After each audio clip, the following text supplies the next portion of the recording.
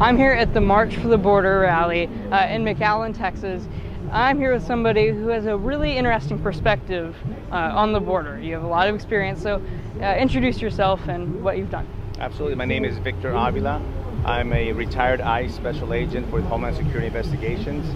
A lot of people might know my story. 10 years ago, while I was on assignment in Mexico City, my partner and I, Special Agent Jaime Zapata, were ambushed by the Zeta cartel on Highway 57 on an official assignment. Tragically, Special Agent Zapata was killed. We were shot up over 100 times in our SUV, and Agent Zapata lost his life in the line of duty. I was shot 3 times and miraculously survived. And I continue to support these type of rallies and support our freedom, especially the protection of our sovereignty in the United States. Especially what's happening now politically and what's happening at our border is unacceptable, and we must stand up to defend it. Now, especially over the last years, the border has become such a political topic. Do you think that's a dangerous thing to have it so political?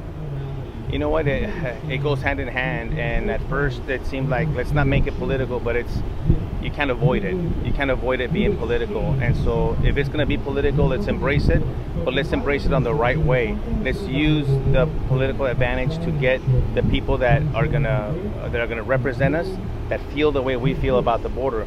We want the border to be secure. I'm the first one to tell you that I'm very pro-legal immigration. I want people to come to our country legally. Have no issue with that.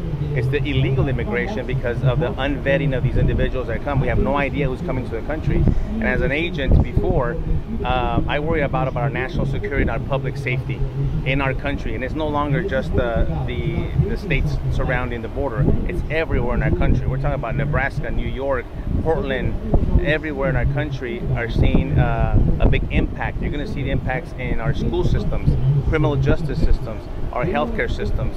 And so you must be aware and know exactly what's happening here because it will affect you in your hometown.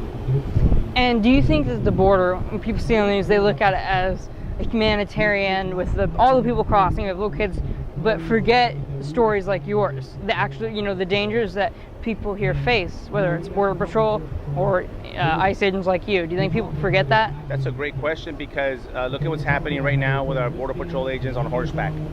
They've been patrolling the border for years, if not almost centuries on horseback. This is something that is one other tool that the Border Patrol uses.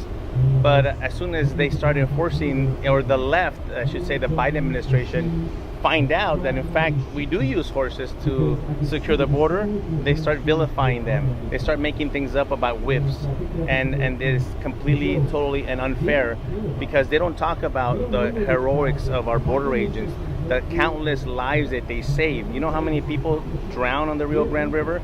Or are about to drown that get saved by Border Patrol agents? Children, men, women. Border Patrol agents do a lot at the border, and they not only patrol it. Right now, they are not able to do their jobs. Even when they ask them to do their jobs, they're being vilified to doing that. So we must stand behind them. It is a very difficult time to be an ICE agent or a Border Patrol agent, even to be any law enforcement to say that anywhere in the country. So we must stand behind them because it's a very difficult job. They're there to help protect and serve the public. That still has always been the fundamentals. And let's not forget about that. Let's not forget about the good things that they do as well. Would you say that Washington, D.C. has thrown Border Patrol and ICE under the bus? Absolutely. And this is the problem, is that I don't see the higher ups in Border Patrol standing up for our Border Patrol agents. I don't see them coming forward and say, listen, this is what our Border Patrol agents do. Yes, they don't use whips, we use horses, and educate people about what our border agents do. I don't see them stepping up. And you hear the bad things, and that goes viral, right? And that everybody starts listening about, oh, they're whipping, and the Border Patrol agents are racist and against the Haitians, and that's all you hear. But we need our elected officials, we need the heads of the Border Patrol to speak up and defend them. What do you think can be done to fix the situation that's happening along the border and even just a couple miles away from us? Well, there's a lot of things that we could do. First, we must send a surge to the border. I wrote a book, and I'll plug it right now with your followers, Agent Under Fire. It's Agent Under Fire, a murder and a manifesto. It's about my story, but I also, in that book, put solutions about how to deal with this problem. there's a lot of solutions that we could do, and it's a big issue.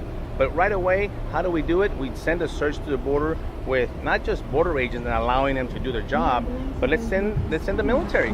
Let's send the National Guard. Let's have them stop the influx of the people coming in illegally. What's happening right now is that we have a huge presence, and you probably have seen it, of state police, DPS troopers all over the place, right? But they're encountering the people when they're already on the U.S. side. And then what do? They turn them over to Border Patrol. Border Patrol then releases them. Why? Because the Biden administration has the catch and release process, releasing them into the United States. And so let's send the military. Let's get with Mexico. Remember, there's not an ocean on the other side. It's a country. No one is talking to Mexico. Why aren't our Biden administration, or even the state of Texas, why isn't our governor having a little chit chat with Mexico and say, listen, you must stop this. They're not being a good neighbor right now. You must stop this to help us secure the border so we can help you. It'll benefit both countries. And I don't see any of that. It is important to pay attention to what our elected officials are doing and not what they're saying. Thank you so much for your time. Thank you.